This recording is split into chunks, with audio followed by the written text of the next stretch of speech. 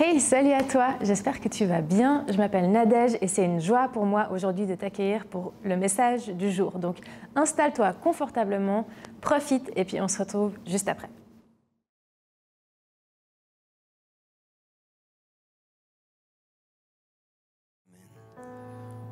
Bonjour à chacun, vous pouvez prendre place.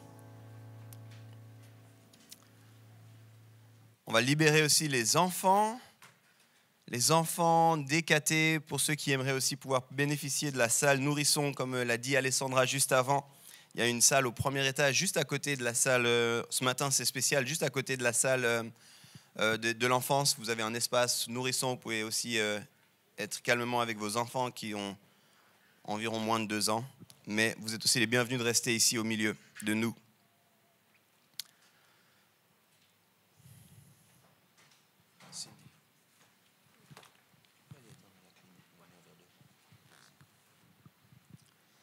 Avant qu'on continue, je voulais prendre juste un instant pour qu'on s'arrête en tant qu'Église et qu'on considère un petit peu ce qui est en train de se passer dans le monde. On est rapide dans nos vies, en plus de ça, on a un petit peu de distance géographique en termes de kilomètres. Du coup, on peut peut-être être moins affecté par ce qui se passe, mais en ce moment, il y a des drames qui se passent, il y a des crises qui se sont enchaînées, des drames aussi simplement dans le naturel avec les tremblements de terre. Si vous regardez un tout petit peu ce qui est en train de se passer, on parle quand même de millions de personnes qui sont affectées par ça. On parle aussi de milliers de morts déjà. Merci. Et je pense que si on n'est pas attentif, on peut être rapide à continuer nos vies. On peut le voir, et puis aujourd'hui, la plupart d'entre nous, on reste informés au travers des réseaux sociaux. Et si on n'est pas attentif, on va dans nos réseaux, on voit ça, on se dit « ah ouais, c'est dommage », puis on continue à descendre. On passe à la news d'après, on passe au régime d'après, on passe à la blague d'après. Et je pense qu'en tant que chrétien, on a une responsabilité. On ne peut pas fermer les yeux, on ne peut pas ignorer. On veut se sentir concerné, et c'est ça notre responsabilité. Chacun, à un niveau individuel, on peut s'engager de différentes façons, mais je crois qu'une chose qu'on n'a pas le droit, c'est de fermer les yeux, c'est d'ignorer. Et notre responsabilité, c'est de se sentir concerné et prier. Et je sais qu'à bien des égards, je pense comme moi, vous vous sentez peut-être impuissant, mais c'est peut-être spécifiquement dans ces moments-là qu'on doit se tourner vers Dieu, avec notre impuissance, avec nos mots limités, et lui dire « Seigneur, nous on ne sait pas, mais toi fais ce que tu peux faire ». Et je ne crois pas que cette plateforme doit être utilisée pour faire de la géopolitique, pour discuter qu'est-ce qui est bien, qu'est-ce qui n'est pas bien. Je crois qu'individuellement, on doit se sentir concerné en tant qu'Église, on doit prier. Et puis ensuite, chacun d'entre vous, vous allez sans doute trouver, en fonction de ce que le Saint-Esprit vous révèle, comment vous pouvez, à votre échelle, vous engager. Puis ça, je vous le laisse entre vos mains. Mais ensemble, on veut juste prendre un instant puis prier. Priez pour ce qui se passe en ce moment en Turquie, en Syrie en particulier, mais aussi dans d'autres régions du monde. Les crises sont multiples et sont nombreuses. Et quand on voit ces crises-là, ça nous rappelle peut-être simplement qu'il y a d'autres crises aussi. Et il y a des crises aussi plus proches de nous, des crises peut-être moins générales, des crises qui touchent moins de monde, mais il y a des crises aussi là à Lausanne. Alors je vous propose juste de prendre un instant, puis de se remettre en tant qu'Église, à dire Seigneur, viens et aide-nous. Viens et secours-nous.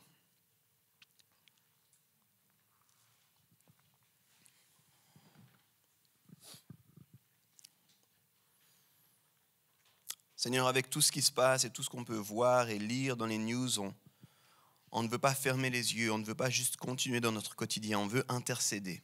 La Bible nous dit que Jésus intercède pour nous auprès du Père. Ça signifie qu'il se met auprès du Père et qu'il prie pour nous. Et Seigneur, on veut prier pour toutes les personnes qui sont en ce moment dans des situations de crise. On pense tout spécifiquement à la Syrie, tout ce qui se passe aussi en Turquie, mais on pense plus largement à toutes les personnes qui sont en ce moment en souffrance. Seigneur, je refuse que nous soyons des chrétiens apathiques. Je refuse que nous soyons des chrétiens égocentriques. On ne sait pas quoi faire, Seigneur, mais on sait qu'on peut toujours venir à toi. Et te dire, tu es notre rocher, notre forteresse. C'est donc toi qu'on trouve notre secours et on te demande, Seigneur, secours les millions de personnes qui sont dans la détresse actuellement. Agis auprès d'eux, Seigneur. Toutes les familles qui sont affectées, tous les individus qui sont affectés, là maintenant, qui sont dans le souci maintenant, mais aussi toute la reconstruction qui va devoir se faire. Donne ta sagesse.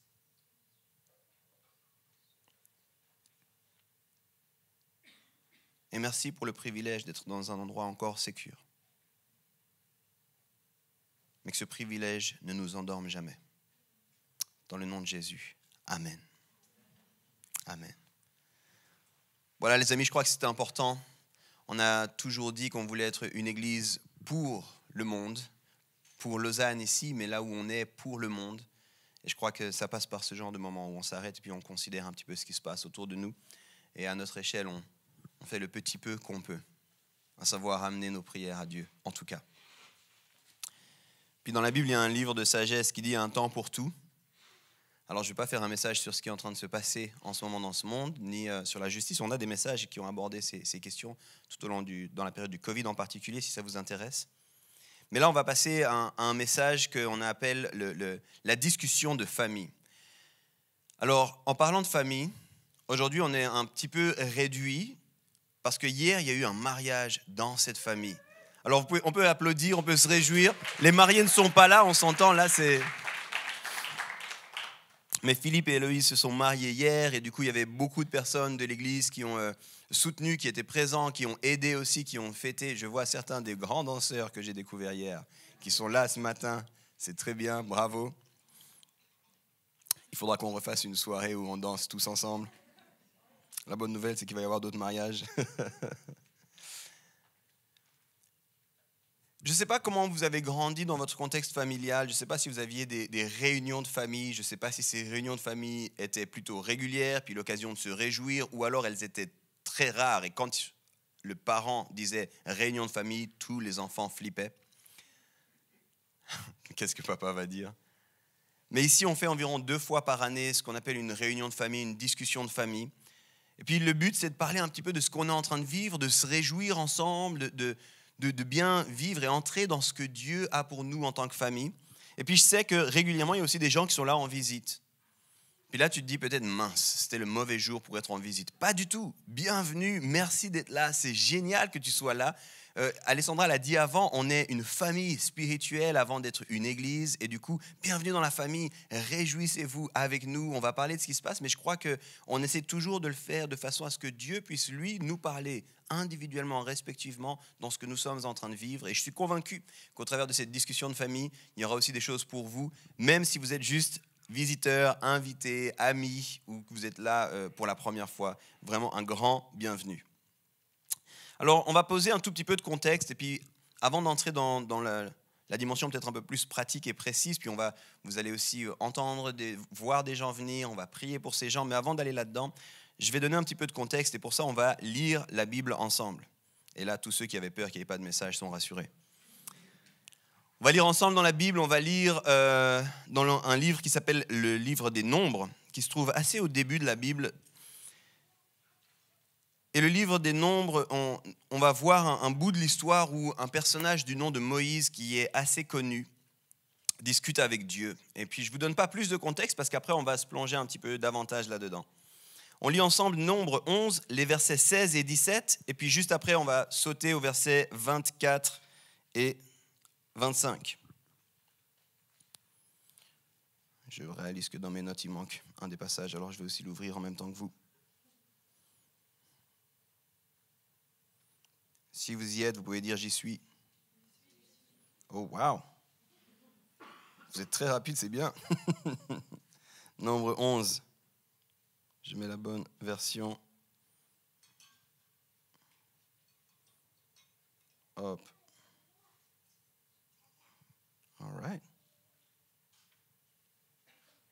On y est. Moi aussi, j'y suis si jamais. Si mon téléphone veut marcher. Ok, j'y suis cette fois. Nombre 11, les versets 16 et 17. L'Éternel dit à Moïse, « Rassemble auprès de moi 70 hommes pris parmi les anciens d'Israël, des hommes que tu connais comme anciens et responsables du peuple. Amène-les à la tente de la rencontre et qu'ils s'y présentent avec toi. Je descendrai te parler là, je prendrai l'esprit qui est sur toi et je le mettrai sur eux, afin qu'ils portent la charge du peuple avec toi et que tu ne la portes pas tout seul. Et ensuite, on lit les versets 24 et 25.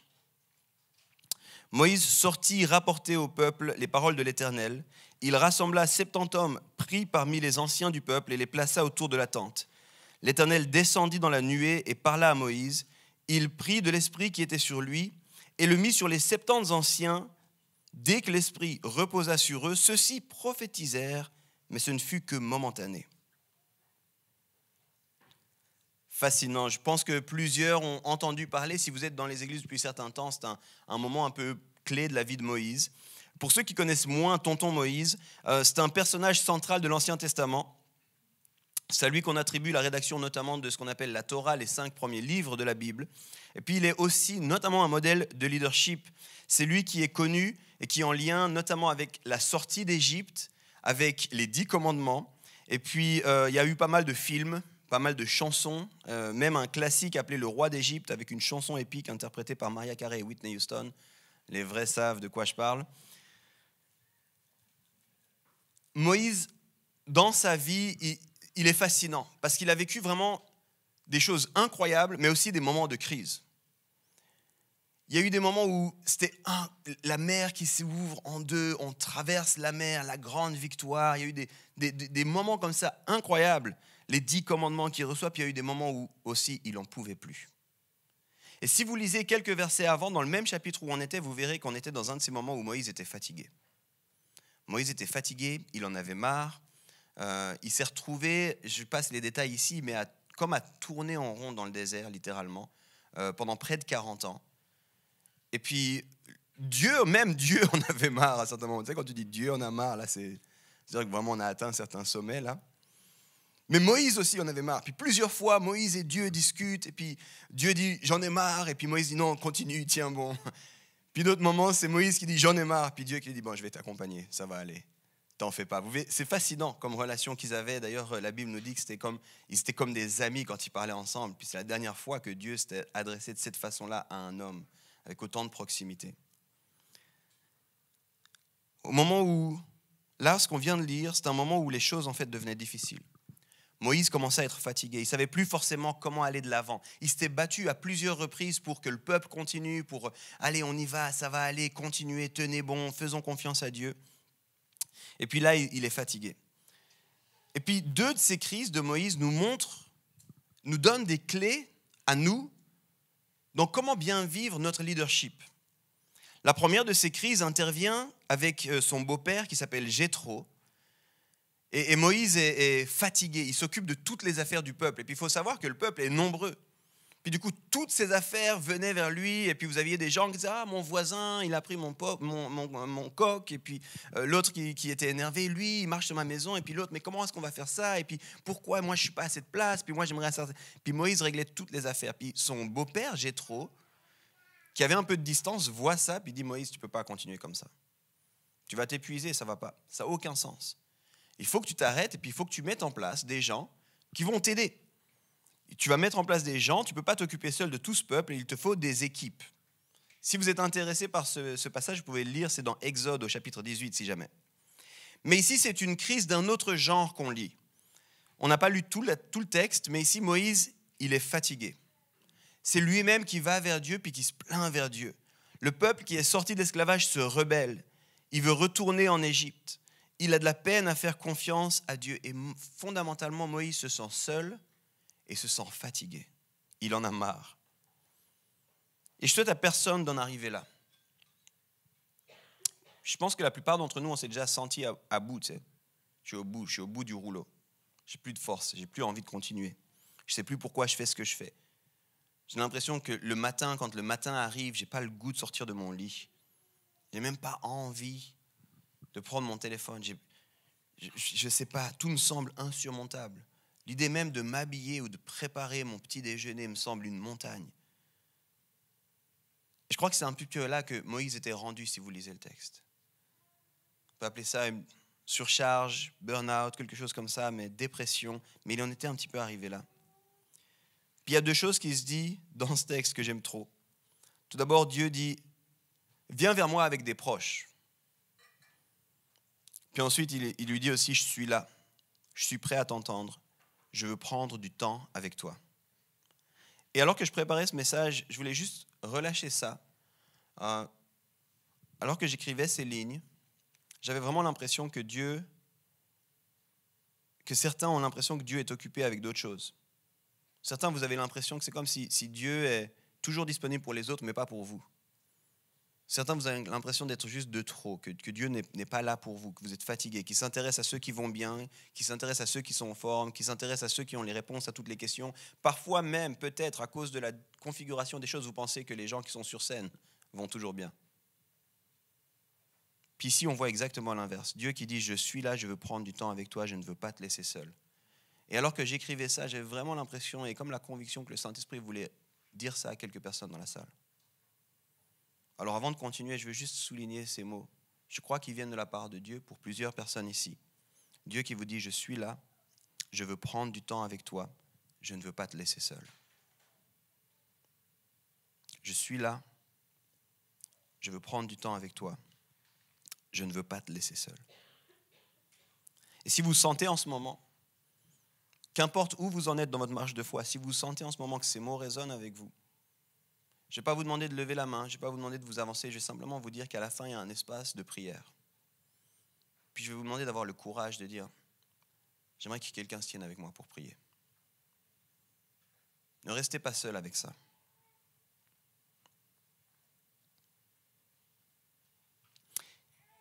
Et Dieu dit une deuxième chose importante. Il dit « Je ne veux pas que tu restes seul ». Il dit à Moïse « Va chercher des gens que tu connais ». Puis j'aimerais te dire, si tu te sens seul, fatigué, peut-être incompris, Dieu est loin, pas disponible. Oui, j'ai envie de te dire tout d'abord, il est là, il est disponible, il est à ton écoute, mais j'aimerais aussi te dire, Dieu ne veut pas que tu restes seul. Entoure-toi. Et je sais que ça peut être un sentiment, je suis passé par ce sentiment parfois où on se sent seul même au milieu de la foule, même au milieu des gens. Mais ça ne doit pas rester ta réalité. Et j'ai envie de te dire, avec toutes les imperfections qui sont les nôtres, dans cette église, on a envie de pouvoir t'entourer. On a envie que tu puisses trouver des gens avec qui tu peux cheminer, avec qui tu peux rire, avec qui tu peux pleurer aussi.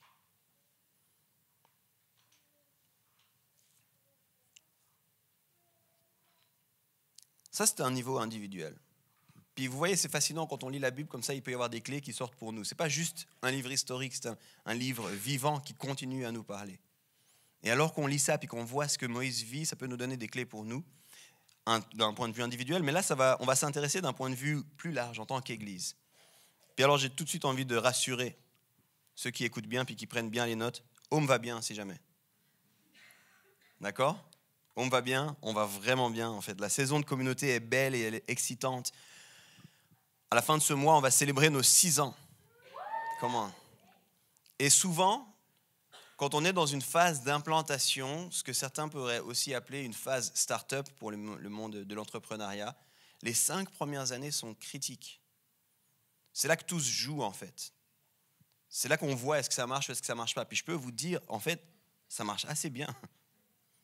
On est vraiment heureux de ce qu'on vit, on est reconnaissant de ce qu'on vit, on est en forme, on est impatient de ce que Dieu nous réserve encore.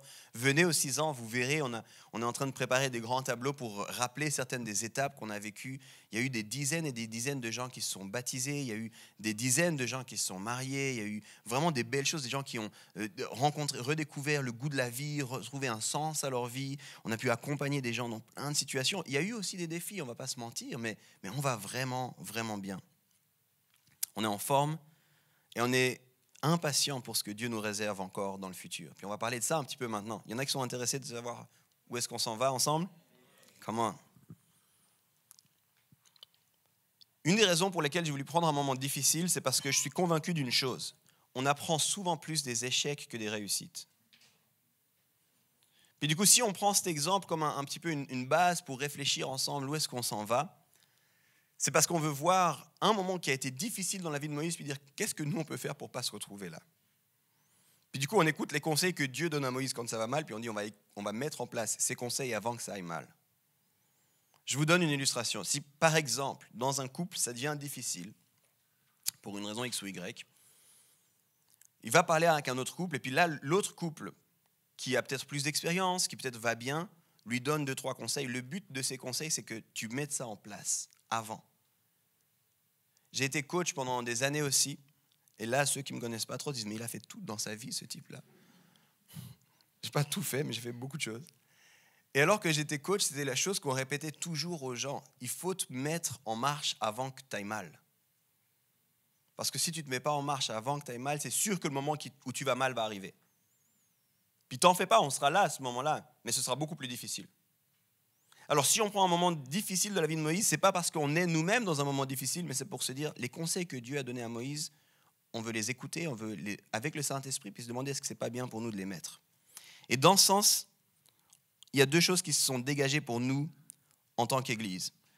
Et je vous ai parlé de ces deux crises de Moïse, celle de Jéthro et puis celle ici, où il y a l'esprit de Moïse qui va être pris de Moïse et puis porté sur plusieurs, pour vous parler des deux choses qu'on veut vivre ensemble. Et une des choses, elle se vit déjà. Sur cet exemple de Moïse, on a donné de la responsabilité à différentes personnes. Et je sais que ce n'est pas tout le temps visible, parce que des fois, malheureusement, on a vraiment l'impression que le plus important se passe sur scène. C'est un mensonge. J'ai besoin de le répéter. Le plus important de la vie d'une église, ce n'est pas ce qui se passe sur scène. C'est ce qui se passe dans la semaine. Mais du coup, nous, il y a des choses qu'on a faites. Et puis, j'ai envie de te dire, il y a près d'une vingtaine de leaders dans cette église. Il y a près d'une vingtaine de leaders qui prennent du temps, qui portent, qui prient, qui organisent. Une vingtaine de leaders. C'est beaucoup, les amis. C'est beaucoup. Et avec ces leaders, on se voit régulièrement. Puis pas plus tard que jeudi soir, on avait encore une soirée ensemble, juste pour connecter, pour entendre ce que les uns et les autres vivaient, pour prier ensemble. Et autour de cette vingtaine de leaders, je ne vais pas dire de bêtises, mais on a invité combien de personnes pour les bénévoles ? 120 personnes. On a 120 personnes qui servent régulièrement, qui sont dans des équipes pour servir.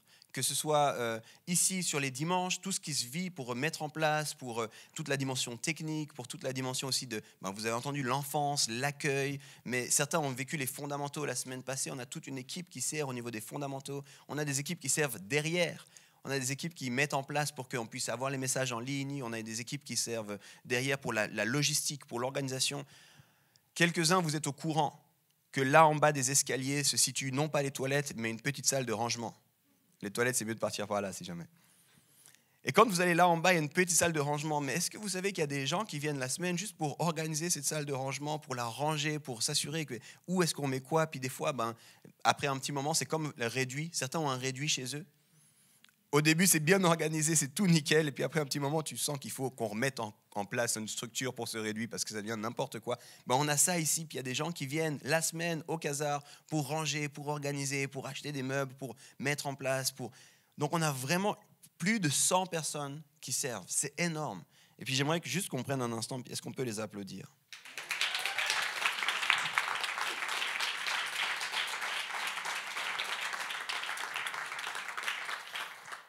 Juste pour que ça te donne une idée, dans les statistiques d'église qui veulent tout et rien dire, parce que c'est des statistiques, on peut faire tout et rien dire à des statistiques, mais on dit en général que entre 20 et 30% des gens servent le reste. Puis en fait, avec les chiffres que je t'ai donnés, nous, on s'approche plutôt de 50%. Puis je suis tellement reconnaissant parce que c'est-à-dire que les gens se sentent concernés, c'est-à-dire que les gens se sentent appartenir, c'est-à-dire que les gens ont envie de mettre la main à la pâte. Puis je suis vraiment reconnaissant. Un grand merci pour tous ceux qui servent régulièrement. Puis ça, on l'a fait parce qu'on s'est dit, c'est pas possible qu'une seule personne fasse tout. La même réalité que Jéthro disait à Moïse, c'est pas possible, tu vas t'épuiser, tu ne peux pas tout faire. Entoure-toi de gens. Puis on s'est entouré une douzaine de leaders. On est 5 dans l'équipe pastorale, mais on est avec une douzaine de leaders autour de nous. Et puis cette douzaine de leaders sert et travaille avec une centaine de bénévoles. C'est magnifique, c'est une reconnaissance profonde que nous avons.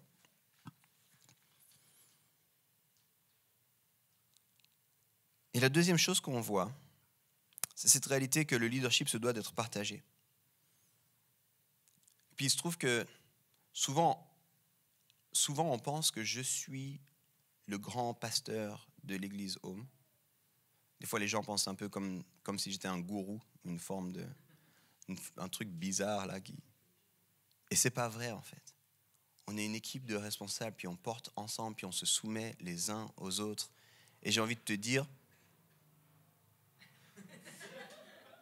Je ne sais pas ce que c'est. J'ai envie de te dire vraiment, il y a des choses qui se passent dans cette église, je n'en sais même pas grand-chose en fait.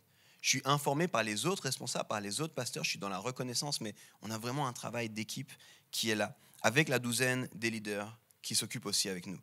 Et maintenant, on vit une période de croissance. Pour moi, c'est une bonne nouvelle. Je sens dans ta réaction que ce n'est pas forcément une bonne nouvelle. Pour moi, c'est une bonne nouvelle parce que la seule chose qui croît, c'est les choses en bonne santé. Donc si on vit une période de croissance, c'est plutôt un indicateur, ce n'est pas le seul, mais c'est plutôt un indicateur qui viendrait pointer sur le fait qu'on est en bonne santé. Mais du coup, avec cette réalité de la croissance, il faut qu'on adapte un petit peu nos structures. Puis c'est de ça que je veux te parler maintenant. Petite illustration, je sais qu'il y a des architectes dans la salle et dans l'église, donc je ne vais pas prétendre que j'ai des connaissances en architecture, vraiment pas. Mais j'ai déjà fait quelque chose qui m'a montré à quel point c'était difficile. J'ai essayé de construire une tour en Lego avec mes enfants. Et j'ai fait ça sans le manuel, d'accord ? Sans le manuel. Puis avec mes enfants, parce que moi je suis aussi un petit peu compétitif, le but c'était jusqu'où on peut aller. Puis arrivé trop pour les enfants, on prend les chaises, elles continuent, c'était mes deux grandes, elles continuent à monter sur la chaise, elles continuent à mettre, puis souvent la tour tombait. Et là, au milieu de cette activité, j'ai dit aux filles, est-ce que vous pensez qu'on peut arriver jusqu'au plafond ? Et puis une des filles m'a dit, mais non, on n'a pas assez de pièces. Puis l'autre, si vous les connaissez, vous savez qui a dit quoi ? L'autre a dit, ouais, on y va ! Puis du coup, j'ai dit, si on veut faire grandir cette tour, il faut qu'on change la base. On ne va pas juste pouvoir continuer à faire une tour comme ça, parce que si on veut aller aussi haut, il faut une base plus solide en fait. Il faut que la structure soit différente. Alors on a pris une plaque au départ plus grande, puis j'ai commencé à faire, et là justement, la fille qui avait peur qu'on manque de pièces de Lego m'a dit, mais on utilise toutes les pièces ici, on n'arrivera jamais tout en haut. Puis non, mais on a besoin d'une base solide. Alors on a fait cette base solide, et puis j'ai des photos pour le prouver, on est arrivé jusqu'au plafond. Quand maman est rentrée, ouais, quand même, bravo. On a dû être imaginatif, créer des tours les unes après les autres, coller une tour sur l'autre. C'était incroyable. La fierté de mes filles quand on a réussi ça, et je pense ma fierté à moi. On l'a fait. Bougez plus, on laisse pour que quand maman rentre, elle voit notre fierté. J'ai dit à ma femme que c'était pour les filles, mais c'est mon fond d'écran maintenant. En ce moment avec Home, c'est pas vrai Sylvia, mais c'est pas mon fond d'écran. On est dans un moment où on doit changer la structure pour pouvoir continuer à accompagner la croissance que Dieu veut nous faire vivre. Et puis c'est de ça qu'on va parler maintenant. Puis avant ça, issu du texte qu'on a lu au départ, il y a deux choses fondamentales, vraiment importantes qu'il faut qu'on entende, parce que c'est pas qu'une question de structure, c'est vraiment une question, c'est pas seulement le quoi, mais c'est une question du comment aussi. Et la première des choses que je veux vous dire et sur laquelle on va vraiment insister, ce qu'on voit ici, c'est Dieu dit à Moïse, amène des gens autour de toi, et puis je vais prendre l'esprit qu'il y a sur toi, puis je vais le répandre sur tous. Et du coup, le premier point que je veux vous dire, c'est que c'est un même esprit partagé sur plusieurs. Un même esprit partagé sur plusieurs. Alors qu'on adapte nos structures, il faut qu'on réalise que le but doit être de porter ensemble un même fardeau. On a un fardeau pour ce que Dieu demande qu'on puisse faire avec Home, et ce même esprit est sur cette équipe. Dieu ne dit pas, je vais t'emmener d'autres personnes d'ailleurs. Il dit, prends des gens que tu connais. Prends des gens à qui tu fais confiance. Et je vais leur partager ce que je t'ai donné à toi. L'esprit qui était sur toi va être répandu comme divisé sur les différentes personnes que tu prends. C'est important de comprendre ça, parce que ça signifie que Moïse ne devait pas convaincre les gens. Il n'était pas dans un travail de « Ah les gars, s'il vous plaît, j'essaye ». Non, il dit « Écoutez, il y a quelque chose qui se passe, puis on se connaît, on marche ensemble, vous me connaissez. Est-ce que vous êtes d'accord maintenant de porter avec moi ce fardeau ? Est-ce que vous êtes d'accord maintenant de laisser Dieu vous utiliser pour ça ?» Et en fait, il allait avoir avec lui dans sa mission des gens qui allaient se tenir avec lui avec la même passion, mais qui allaient porter aussi la même responsabilité. On va porter la responsabilité, on va porter la passion. Je pense que ça devait être un moment assez fou pour Moïse de vivre ça. De voir le fardeau qu'il avait reçu alors qu'il était au moment du buisson ardent, pour ceux qui connaissent l'histoire. Il y a un fardeau qui se dépose. Il porte ce fardeau, il va avec ce fardeau, il avance, il est frustré, il y a des victoires, il y a des moments de difficulté, à un moment donné, il s'est énervé, il a cassé les 10 commandements, il a continué. Puis là, d'un coup, il voit ce fardeau, cet esprit, être partagé. Imaginez-vous un peu à la place de Moïse, ce moment où vous dites, je suis plus seul là-dedans. Il y en a d'autres qui vont porter ça. Et en fait, ça veut dire qu'on est unis dans le cœur. C'est dans le cœur qu'il y a une union qui se passe. On parle de gens différents mais unis avec cette même mission. Le but, ce n'est pas d'avoir les mains de plus de monde, ce n'est pas d'avoir plus de serviteurs, ce n'est pas d'avoir des gens qui s'engagent davantage. Le but, c'est d'avoir des cœurs unis après Dieu, unis autour de Dieu. Et ça, c'est vraiment important qu'on l'entende. On va avoir des nouvelles équipes, on va avoir des équipes qui grandissent, mais le but, c'est qu'on soit unis. C'est un même esprit qui est répandu sur plusieurs. Et c'est pour ça que, à mon sens, c'est une des choses qui, à mon sens, fait toute la différence dans l'Église et hors de l'Église, dans le ministère et hors du ministère. C'est pour ça que je peux comprendre que dans certaines situations, on est dans une crise, puis on va vite chercher à l'externe des aides pour un moment. Mais je crois qu'on doit comprendre dans l'Église, ce n'est pas des talents qu'on cherche, c'est des cœurs qu'on cherche. Puis c'est marrant parce que Dieu ne dit pas à Moïse, écoute, fais un test, et puis tous les plus intelligents, tu les fais venir. Il ne dit pas, bon, ce que tu as besoin, c'est de la compétence A, B et C. Non, il dit, tu es fatigué? Prends des gens que tu connais. Prends des gens en qui tu as confiance. Prends des gens qui ont déjà des responsabilités, en qui tu as confiance, et puis amène-les autour de toi. Puis moi, je fais faire de vous quelque chose vraiment de spécial. Puis la deuxième chose que je veux souligner, avant d'aller dans le vif et puis de vous en parler, c'est qu'on est bien plus et qu'on sera bien plus que de simples équipes, bien plus qu'une simple équipe. Dans les années 90, je sais plusieurs, vous n'étiez pas encore nés. Ça remonte way back, tu sais, avant l'an 2000.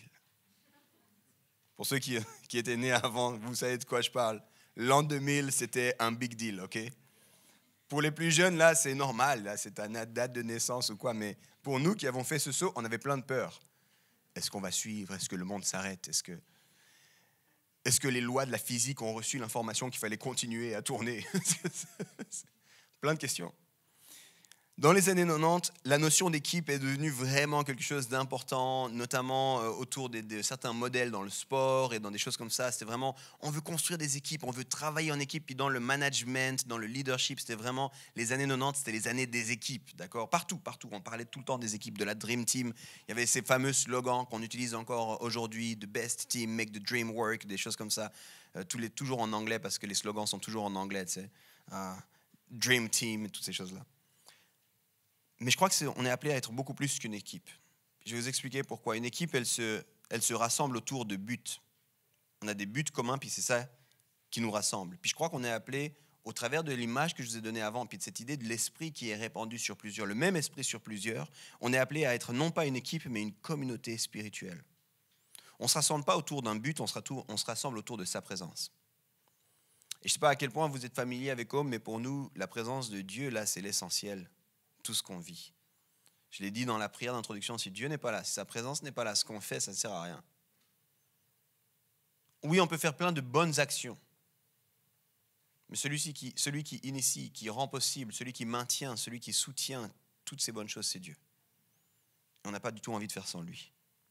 On se rassemble non pas autour de but, mais autour de sa présence. Puis ce qui nous lie, ce n'est pas seulement un but commun ou une mission commune, même si on travaille à la même mission, ce qui nous lie, c'est Dieu.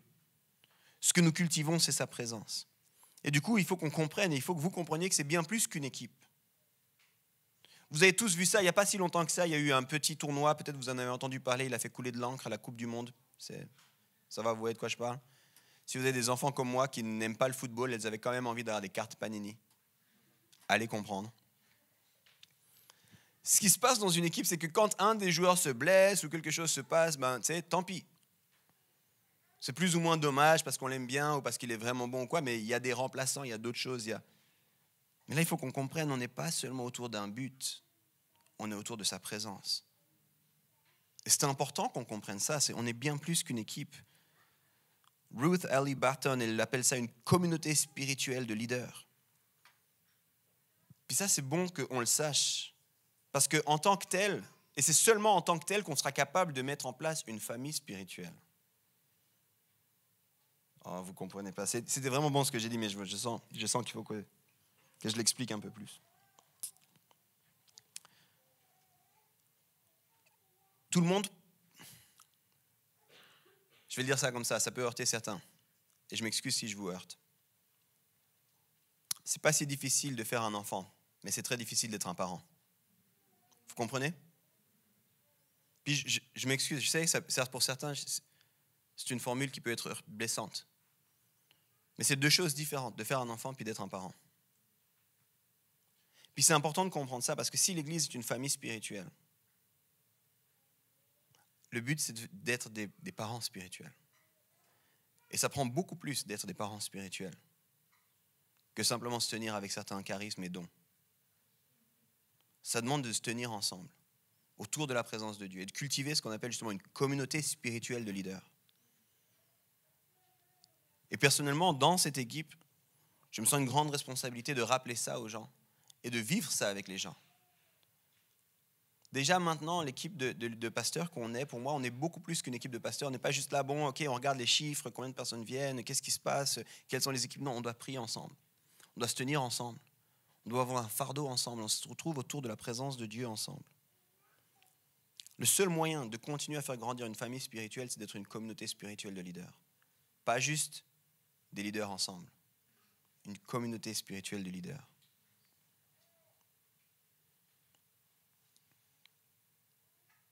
Notre tâche, c'est celle-ci. Former, équiper, accompagner, accueillir des gens dans une famille spirituelle autour de la personne de Jésus-Christ. Puis c'est marrant parce que, enfin marrant, je sais pas. Je trouve marrant, moi, quand j'entends les gens parler de home, de l'extérieur. Je suis dans différents contextes avec les églises et les chrétiens, puis des fois j'entends des choses du genre « Ah, home, c'est l'église des hipsters ». Et je trouve ça marrant, en fait, d'entendre ça. Je me dis, tiens, c'est intéressant. Des fois, j'entends, ah, l'église des jeunes. C'est marrant. Le dernier en date, c'est, ah, à Home, c'est obligé, on doit être cool pour être à Home. Et quand j'entends ces trucs-là, je me dis toujours, vous ne comprenez pas du tout ce qui se passe. Si vous avez cette image-là, ça veut juste dire que vous avez regardé de très loin. Mais quand vous êtes dedans, vous comprenez que ce n'est pas du tout ça. Vous comprenez, on n'en a rien à faire d'être cool. C'est quoi ça, d'être cool? Je ne sais même pas, je n'ai même pas une définition de ce que ça veut dire d'être cool. Je ne suis même pas sûr de savoir ce que c'est qu'un hipster. Pour moi, il porte des Birkenstock et puis il mange des graines. Ça, c'est ma définition du hipster. Hein? Alors, je sais qu'il y en a qui aiment les Birkenstock ici. Je le sais parce que je prie pour vous. Et là, c'est tous les autres qui savent de quoi je parle. Et je sais qu'il y en a certains qui mangent des graines. Et j'essaie d'être inspiré par vous. Et je ne crois pas que c'est ça qu'on est. Je crois qu'on est une famille spirituelle, puis je crois que dans une famille spirituelle, tu es bienvenu tel que tu es, puis tu vas être transformé par la présence de Dieu qui est au cœur de cette famille, mais pas à ressembler à qui que ce soit, à quoi que ce soit d'autre que ce que Dieu veut que tu sois. Et on a envie de changer personne ici, si ce n'est de le changer afin qu'il ressemble toujours plus à Christ et qu'il entre toujours plus dans sa destinée. Ça, c'est important. Ça, c'est notre essentiel. Et en tant qu'équipe spirituelle, c'est ça qui nous anime, c'est ça qui fait vibrer notre cœur, c'est ça qui nous met sur nos genoux dans la prière.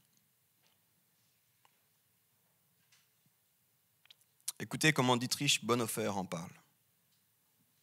Ce ne serait pas un message à Yves s'il ne citait pas Dietrich. La communauté chrétienne se fonde uniquement sur Jésus-Christ.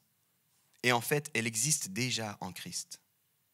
Ce n'est pas tellement un idéal que nous cherchons à accomplir, c'est bien plus une réalité créée par Dieu, présente en Christ à laquelle nous participons. Toutes choses sont en Dieu. Il connaît chacune de nos vies. Il a un projet depuis le départ. Et notre mission à nous, c'est de découvrir ce projet puis d'entrer dedans. Des fois, les gens disent, c'est magnifique l'église que vous construisez. Je suis là, en fait, c'est Christ qui construit son église. Nous, on est invités à participer puis à entrer là-dedans. Puis c'est un privilège incroyable. Mais même si j'aime tous les leaders puis on les a applaudis, on n'a vraiment pas la prétention d'être capable de construire quelque chose comme l'église de Christ. C'est lui qui l'a construit. Je crois que c'est très important de comprendre ça parce qu'une équipe, tu vois, tu l'as choisie un peu comme on choisit les sports, les équipes au sport. Ceux qui connaissent les années 90, vous connaissez ce moment flippant à la gym où tu dois choisir ton équipe et où il y a 2 personnes qui sont sélectionnées pour choisir une équipe. Puis il y a toujours les meilleurs concernés par le sport qui sont pris. Ensuite, il y a tous ceux qui sont cool. Ensuite, il y a tous ceux qui semblent avoir quelques compétences sportives. Puis après, il y a les autres. Puis plus le moment avance, plus on flippe tous. Au début, tu es là, ouais, trop bien, on va faire ça. Puis tu n'es pas choisi tout de suite. Puis non, c'est normal, il est son pote aussi, ouais. Puis le temps avance, puis non, tu es là. Tu n'oses même plus regarder. Puis quand c'est à la fin, quand tu arrives vraiment dans les derniers, tu regardes juste tes chaussures. Et le pire du pire, c'est quand tu arrives à la fin, puis que c'est ta propre classe, puis qu'il y a quelqu'un qui dit, toi là, ouais, ben viens, parce qu'il n'y a personne d'autre. Trop bien, je me réjouis. On va gagner, tu sais. Ça, c'est quand on fait nos équipes. Mais ce n'est pas ce qu'on fait ici, il faut que vous compreniez. On n'est pas en train de regarder les gens et dire, toi, non, pas du tout. On croit que Dieu fait quelque chose, qu'il est déjà en train de faire quelque chose. Puis nous on dit, Seigneur, comment est-ce qu'on peut accompagner ce que toi tu fais? Puis quelles sont les personnes que tu as mises sur la route, à qui tu as appelé, que tu appelles à porter ce fardeau avec nous? C'est pas du tout, c'est pour ça que je vous dis, ça trompe cette histoire de scène. Parce qu'on croit que c'est ceux qui sont sélectionnés, puis les meilleurs. Ça n'a rien à voir. C'est un appel spécifique pour des gens spécifiques, pour un temps spécifique. Puis on essaie juste de rentrer là-dedans, puis juste de comprendre ce que c'est ça. Et c'est lui qui est au contrôle, c'est lui qui appelle, c'est lui qui équipe. Et c'est à lui que nous nous soumettons. Et conscient de ça, on se soumet aussi les uns aux autres. Parce que c'est Dieu qui a appelé mon frère ou ma sœur qui se tient à côté de moi, je dois me soumettre à mon frère et à ma sœur. Vous comprenez un peu l'idée? Ça marche. Comme ça, j'ai posé le contexte. J'espère vraiment que si vous êtes juste des visiteurs, tout ce que j'ai dit là, ça vous a parlé. J'espère à un niveau personnel que Dieu va utiliser ça pour vous équiper. Puis maintenant, on va parler de qu'est-ce que ça veut dire dans le concret. Puis on va donner des noms, puis vous allez voir des gens sur scène. Puis ça, c'est une partie où vous pouvez juste vous réjouir avec nous. Avec le démarrage à Genève, il y en a plusieurs qui sont là de Genève. On peut déjà les applaudir, les remercier d'avoir fait la route. Certains sont venus avec leurs enfants, d'autres ont trouvé des solutions de garde, d'autres étaient déjà là pour prier avec nous, mais maintenant ils sont quasiment tous là. Il y en a une qui n'a pas pu être là parce qu'elle s'est cassé le coude hier en faisant du snowboard. Prie pour elle. On était tous dans la prière, mais aussi un petit peu à dire comment on se casse le coude en snowboard, mais surtout dans la prière. Avec le démarrage à Genève, et pour que ça se vive bien, en fait, ce qui va se passer, c'est qu'on va mettre en place des équipes de leadership locales. Ça, c'est le mot important qu'il faut entendre, les équipes de leadership locales. Et ce qui va se passer, c'est qu'à Lausanne, on va avoir les 2 services de Lausanne qui vont être leadés par des équipes respectives. On va avoir une équipe de leadership pour Lausanne, le service du matin, celui de 10h, et si tu es là, il y a de fortes chances qu'en général, c'est que là que tu viens. Mais on va aussi mettre en place une équipe de leadership qui va s'occuper, qui va porter le service du soir. Jusqu'ici, on avait une équipe pastorale qui portait les 2, puis là, on va avoir comme 2 équipes qui vont porter ça. Et ces équipes seront bien entendu fortement liées, elles seront bien entendu aussi fortement entourées. Mais ça veut dire aussi qu'on veut libérer un petit peu ce qui est en train de se passer, puis dire, il y a quelque chose de spécifique que Dieu veut faire là, au milieu de nous, au travers du service du dimanche matin à 10h au Casar, et on veut donner les coups des franches à cette équipe. Dire qu'est-ce que Dieu est en train de demander, où est-ce que Dieu veut qu'on s'en aille avec ce groupe de personnes. Et possiblement, en tout cas ce qu'on va essayer de travailler, puisqu'on souhaite, c'est qu'il puisse y avoir une forme d'autonomie aussi qui soit là, tout en ayant la même vision, le même cœur, la même mission, la même ADN. On veut qu'il y ait une mission qui soit précisée. Puis là, je vous le dis, je crois vraiment que le service du matin et le service du soir sont appelés à toucher des publics différents. On est appelé à de toute façon être ensemble, une grande famille, il n'y a pas de problème avec ça, mais on est appelé à toucher des personnes différentes. Puis on veut donner à ces équipes la place pour qu'elles puissent toucher les personnes que Dieu veut qu'elles soient touchées par ces services-là. Comme on l'a souvent dit, mais on va le vivre peut-être un peu plus ces prochains temps, on veut être une même église avec différentes expressions. Une grande famille qui veut s'organiser pour continuer à accueillir du monde et à grandir. Et ça va être l'enjeu de ces équipes. Puis cette transition, elle va prendre du temps. Je vous dis ça, mais on va aller dans cette transition avec vous tous. On va se donner le temps pour appréhender ça, on va se donner le temps aussi pour étoffer les équipes, pour confirmer les équipes. Mais c'est une nouvelle qui nous réjouit fortement et qui fait entrer Home aussi dans une dimension de mouvement pour la Suisse romande. C'est-à-dire que Home devient non pas seulement une église locale, mais devient aussi un mouvement, gentiment, pour la Suisse romande, avec un appel spécifique en tant que mouvement au niveau de la Suisse romande. Et on va se donner le temps. Je n'ai pas de grosses annonces à vous faire, si ce n'est celle qui a été faite là. Il va y avoir ces équipes de leaders.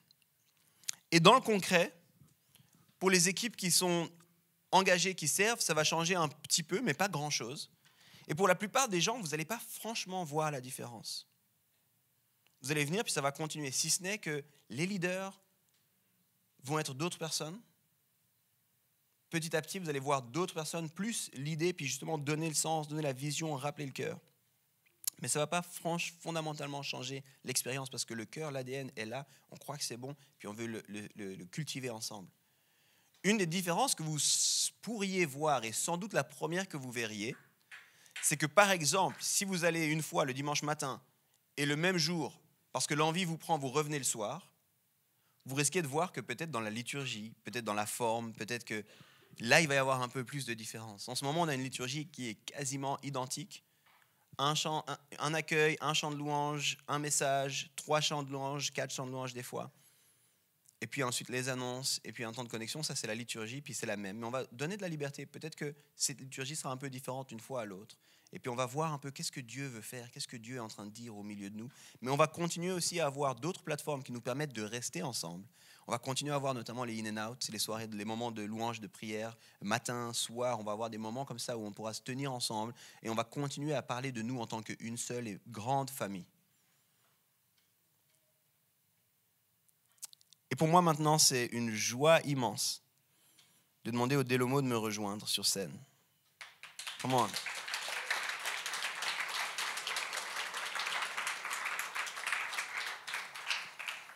Vous les connaissez.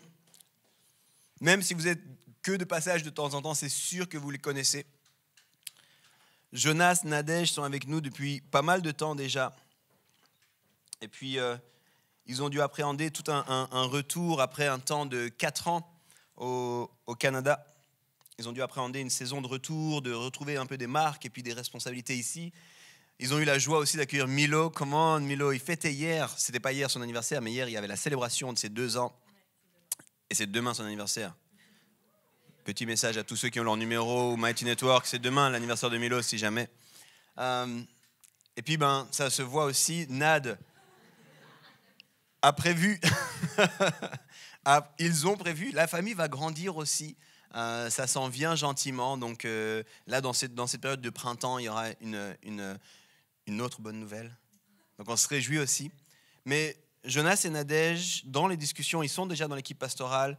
Ils interviennent à différents endroits. Jonas a un gros fardeau pour tout ce qui est de la dimension pastorale. C'est lui qui chapeaute cette dimension. Vous l'avez aussi entendu prêcher à plusieurs reprises.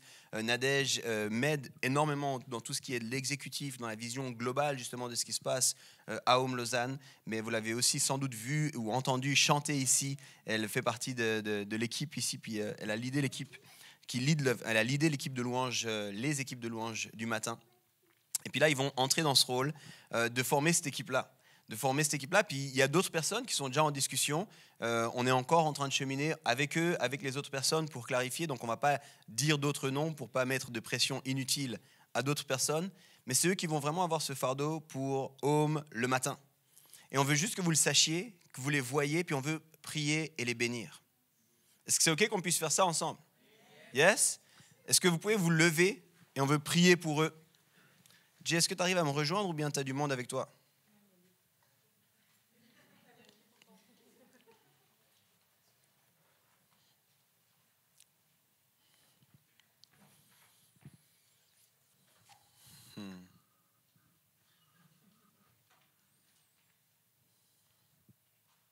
Trop bien.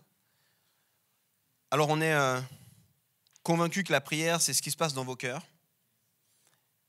Mais on est aussi convaincu que les entourer, ça peut ressembler à notamment prier avec vos bouches aussi. Et ça peut ressembler aussi par lever les mains puis tendre les mains vers eux pour montrer que vous voulez les bénir et les accueillir dans ce rôle-là.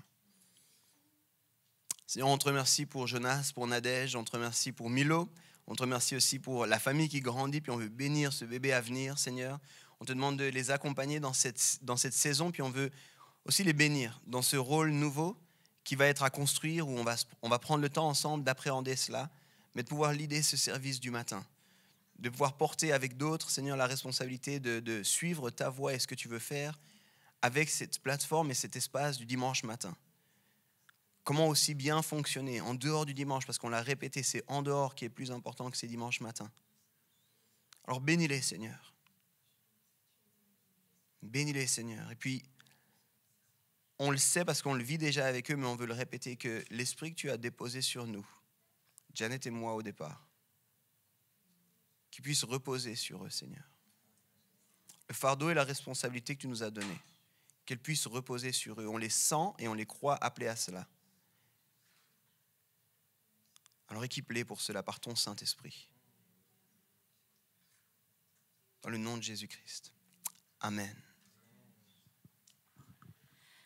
Seigneur, je te remercie pour Jeunesse et Nadège. Je te remercie pour leur cœur. Je te remercie pour ce cadeau qu'ils sont au milieu de nous. Je te remercie aussi pour ce désir de porter, Seigneur, d'avancer, d'amener la vision, Seigneur, plus loin. Et je te demande vraiment de continuer à les équiper. Tout vient de toi, Seigneur. Que ce soit toi qui oriente, c'est toi qui montre, qu'ils aient vraiment un cœur qui soit réceptif à ce que toi tu veux, Seigneur. Et ce que toi tu as pour la famille aussi plus largement.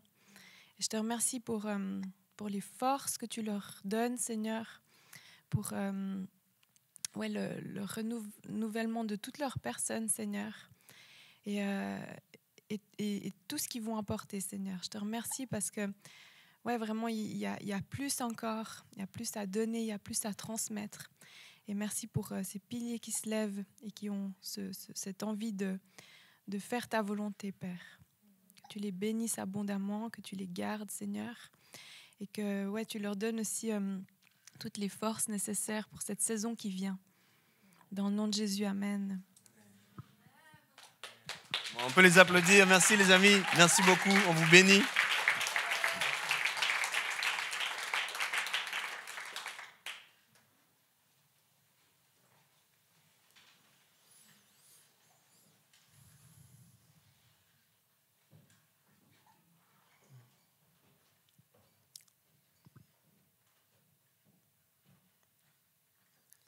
Quand on a commencé à parler un petit peu de ces changements, puis à les appréhender, et puis une des questions que plusieurs avaient, c'est « Yves, toi, tu vas faire quoi ?» Parce que c'est vrai, je m'ennuie, je ne savais plus trop. Je me disais, mais quoi, à quoi bon moi, je vais continuer à travailler avec toutes les équipes locales, mais je vais prendre d'un point de vue opérationnel un tout petit peu de distance et de recul, et laisser ces équipes porter davantage, justement. Je vais continuer à les accompagner, on va continuer à œuvrer, vous allez continuer à me voir, continuer à me voir le matin, continuer à me voir le soir aussi. Un peu moins le soir, ça s'en vient avec la prochaine annonce, mais je serai aussi là le soir. Et puis aussi là à Genève, en fait. Et je vais prendre ce rôle, et puis c'est une des dimensions du mouvement qui est aussi en construction. On va devenir petit à petit un mouvement avec avoir aussi un groupe large qui va penser en termes mouvement. Et je vais commencer cette réflexion-là, puis rapidement, ceux que Dieu va appeler à me rejoindre vont me rejoindre. Donc voilà, vous allez continuer à devoir me supporter encore un peu. Moi aussi, je vais devoir vous supporter, vous en faites pas, c'est réciproque. Maintenant, je vais demander à une équipe plus grande et plus large de me rejoindre. Puis je vais vous expliquer pourquoi. C'est toutes les personnes qui ont fait partie de l'implantation à Genève. Venez les jeunes voix.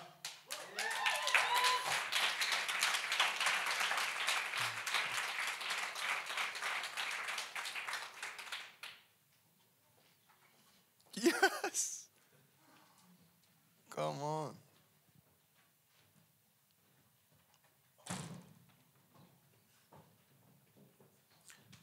Venez plus là. Venez. Alors, ça fait un moment qu'on vous parle de l'équipe de Genève. Et je ne sais pas à quel point vous aviez des visages en tête. Plusieurs de ces visages, vous les avez déjà peut-être vus ici, sont venus à plusieurs reprises, différentes occasions. Je vais juste vous donner les prénoms parce que comme ça vous donne à vous la mission de vous en rappeler. On a Hannah, on a Benji, on a Sacha, JB, Christelle, Igor, Thaïs, Catherine, Nat, Dans les bras de Nat, c'est Noam. Et puis dans les bras de Catherine, c'est Timothée. Et puis il y a aussi Yedidia qui n'est pas là, qui est la fille de JB et Christelle. Et puis on a justement Joël qui s'est blessé hier au coude.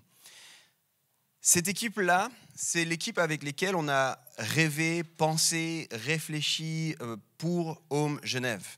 Et on a commencé d'abord dans le salon de Catherine et Nat à discuter de ça, puis ensuite on a eu d'autres endroits aussi, mais c'est là qu'on a commencé les premières réflexions.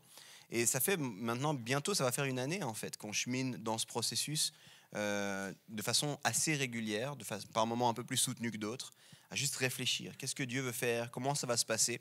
Et moi, j'aime bien dire, c'est l'équipe d'implantation, puis c'est eux qui vont porter principalement l'ADN, et puis ça va être les ambassadeurs, ceux qui vont porter la culture de Home à Genève. Et puis dans cette équipe, il y a aussi une équipe qui est en train de se lever, puis qu'on va installer, mais qu'on installera à Genève.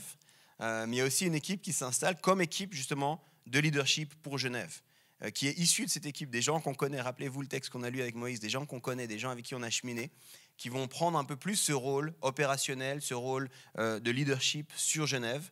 Et puis, c'est eux qui vont accueillir tous les gens que Dieu va nous envoyer à Genève. Dieu a déjà commencé à envoyer du monde. On a un groupe où on communique, où on a une 50aine de personnes. Je ne dis pas de bêtises, hein, vous me corrigez si c'est ça. Une 50aine de personnes avec qui on communique.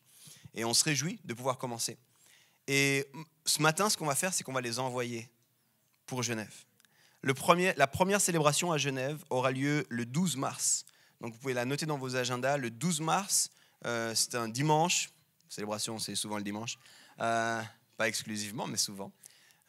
Le 12 mars, ce sera à 17h. C'est pour ça que j'ai dit que je serai peut-être un petit peu moins présent au service du soir ici à Lausanne, parce que ce sera à 17h et ce sera dans un lieu qui s'appelle Esterhaus, qui est à la rue Voltaire 27, très centré, si jamais à côté de l'école d'ingénieurs.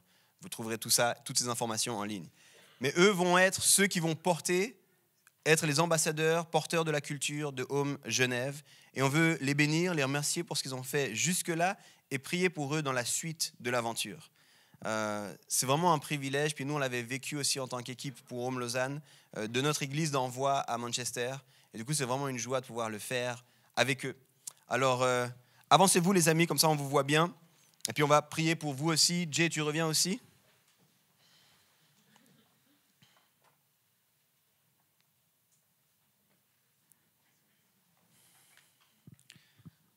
Et là, les amis, c'est votre responsabilité de les envoyer. Ce n'est pas seulement la mienne. C'est en tant qu'Église qu'on les envoie.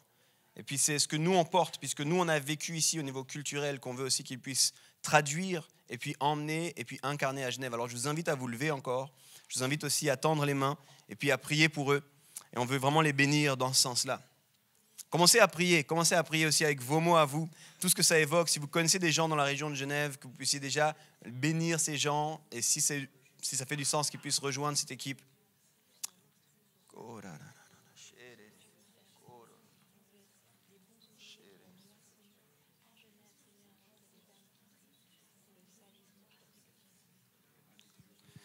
Seigneur, on te remercie pour ce privilège et cette opportunité d'envoyer une équipe à Genève. On te remercie, Seigneur, pour ce qui est en train de prendre place, ce qui a déjà été nourri au travers de cette équipe, au sein de cette équipe qui est appelée maintenant à être élargie, à s'ouvrir, à accueillir, afin que d'autres puissent aussi faire partie de cette famille spirituelle sur Genève. Seigneur, on veut les bénir de ton nom, Seigneur. On veut les bénir et demander à ton esprit de les accompagner dans ce que tu as pour eux, Seigneur.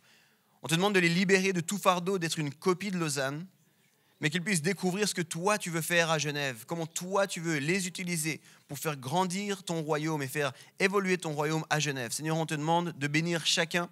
On te demande de bénir chacun dans sa saison de vie aussi. On pense à Joël aussi avec ce qu'elle a vécu hier.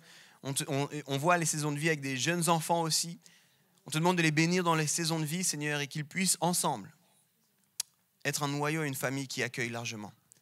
Notre prière, Seigneur, c'est que tout comme on l'a vécu ici à Lausanne, que des gens puissent te rencontrer, entendre parler de toi pour la première fois, que des gens puissent décider de te suivre, Seigneur, que des gens qui sont seuls aujourd'hui, qui te connaissent mais sont isolés, puissent trouver une famille spirituelle, que les gens qui sont blessés, que les gens qui sont fatigués puissent retrouver du réconfort au sein de cette famille, Seigneur.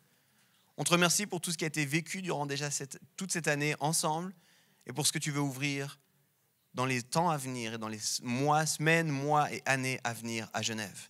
Merci pour le privilège de vivre ce moment. À toi toute la gloire. Amen. Amen. On vous bénit les amis. On peut encore les applaudir. Merci. Soyez envoyés. Vous les voyez au bord du lac, toute une équipe, et il y a les vagues.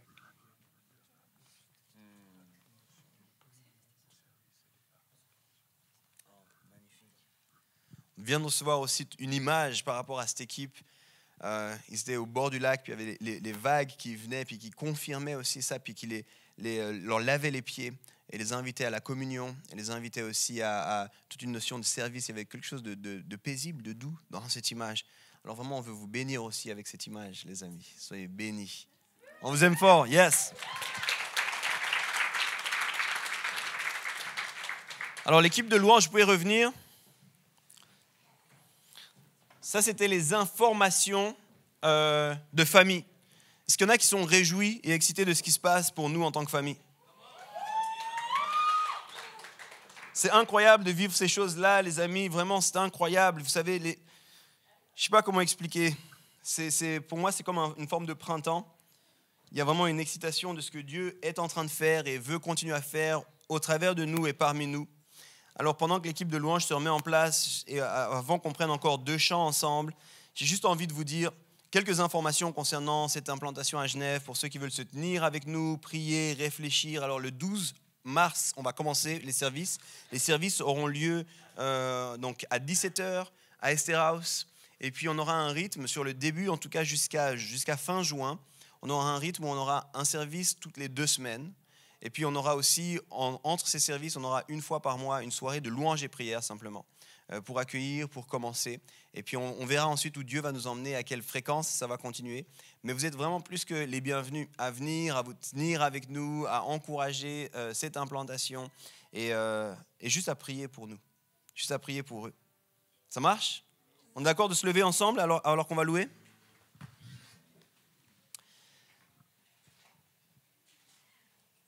Seigneur, c'est toi qui bâtis ton Église, puis c'est un privilège que de faire partie de cette aventure. Puis je te remercie pour ce qui se passe ici à Home. On te prie, Seigneur, que ça soit multiplié dans toutes les églises. Seigneur, j'ai toujours eu à cœur que les églises puissent être des églises en santé, où des gens te rencontrent, où des gens cheminent avec toi, où des gens sont équipés. Je te remercie pour toutes les églises ici à Lausanne qui œuvrent depuis bien avant nous, pour toutes les églises qui ont été ouvertes depuis qu'on a été ouvertes, et pour toutes les églises que tu veux encore emmener, Seigneur. C'est un privilège en tant que communauté et famille spirituelle d'être au milieu de ces autres chrétiens.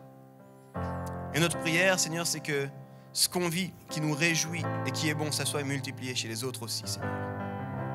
Parce que notre cœur, c'est que l'enfer soit dépouillé, afin que ton royaume soit peuplé. Notre prière, Seigneur, c'est que tous ceux qui sont perdus, tous ceux qui sont dans la souffrance, tous ceux qui sont les cœurs brisés, qui puissent venir à toi, te rencontrer.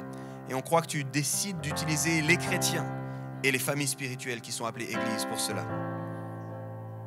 Alors Seigneur, utilise-nous encore dans ce sens-là. Dans le nom de Jésus, Amen.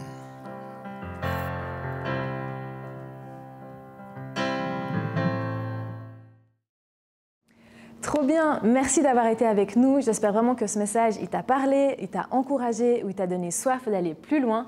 En tout cas, n'hésite pas, sur notre chaîne YouTube, il y a tout un tas d'autres séries, d'autres thématiques qui sont là pour te servir, qui sont des ressources hyper utiles pour toi. Et puis moi, je te dis à une prochaine.